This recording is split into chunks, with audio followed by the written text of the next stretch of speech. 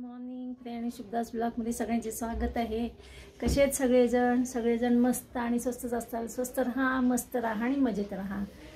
आज आहे बघा शुक्रवार।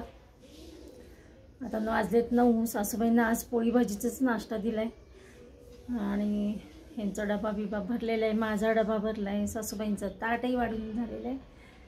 आता निघायचे मुलीकडे। आज म्हटलं नाश्त्याला रोज काय काय करा हा प्रश्न पडतो। मग ह्यांना म्हटलं मी आज भाजी पोळीच देते, चालेल म्हटले। आता ह्यांच्यासाठी मी एक गरम पोळी करते, सासूबाईंना पण गरम पोळी दिलेली। आता मग ह्यांच्यासाठी करते। हे गेले आंघोळीला, सासूबाई नाश्ता करून बसलेले बघा। मी आता तवा ठेवलेली आहे।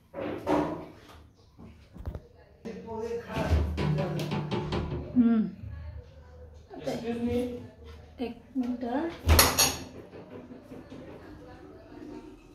द्या, नीटच घेतली हो। तर आता आज काही माझी मुलगी ऑफिसला जाणार नाही, म्हणजे घरनंच काम करणार आहे।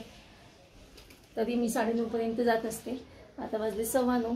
एकच पोळी, तर गरम ह्यांच्यासाठी पोळी करते, म्हणजे ते भाजी पोळी खाऊन जातील नाश्ता।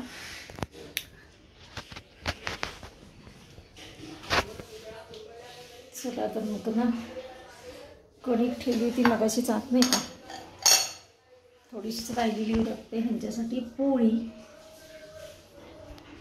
नमस्कार मित्रमैत्रिणींनो, हे बघा आवाज कशाचा येतो। आता गणपती जवळ आलेले आहेत, तर ढोल ताशा लेझिम आमच्या बिल्डिंगमध्ये चालू झाली प्रॅक्टिस। अशा आवाज सगळीकडे येतातच, त्याच्यामुळे उत्साहाचं वातावरण आहे। आता बघा 10 दिवस गणपतीचं अजून छान वातावरण होईल उत्साहाचं।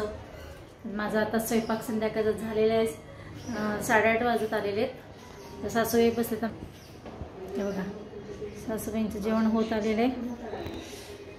आत्ता विरांश येऊन गेला, आणि बघा त्यांनी आजोबांच्या सगळ्या बाटल्या, 2 बाटल्या इकडं तिकडं बाटल्या ठेवल्या, त्याला खेळायला दिली होती बाटल्या। तेवढा आवाजच कसा चालू आहे छान। आणि आता गेला विरांश, हे आलेले आहेत कामावरनं, थकून दमून आलेले आहेत, बसलेत आता। हे बघा आबाबा फार लागतात, त्या आबाबांसाठी आलेले आहे। दिवसभर आबाबांची भेट होत नाही आजोबांची, संध्याकाळी हे घरी आले की जात असतात त्याला भेटायला फ्रेश होऊन। पण आज ते काय झालं, मुलगी खाली त्याला घेऊन फिरत होती, तेवढ्यात आजोबा आले कामावरनं, मग ते ह्यांच्या मागे लागलं, त्याच्यामुळे ती वरती आली आणि आबाबा फ्रेश झाल्यानंतर आबाबांकडे गेला। आबाबा फार लागतात त्याला विरांशला आमच्या। आज मी केलेली आहे भोपळ्याची भाजी, मुगाची डाळ घालून भोपळ्याची भाजी केली संध्याकाळी। आता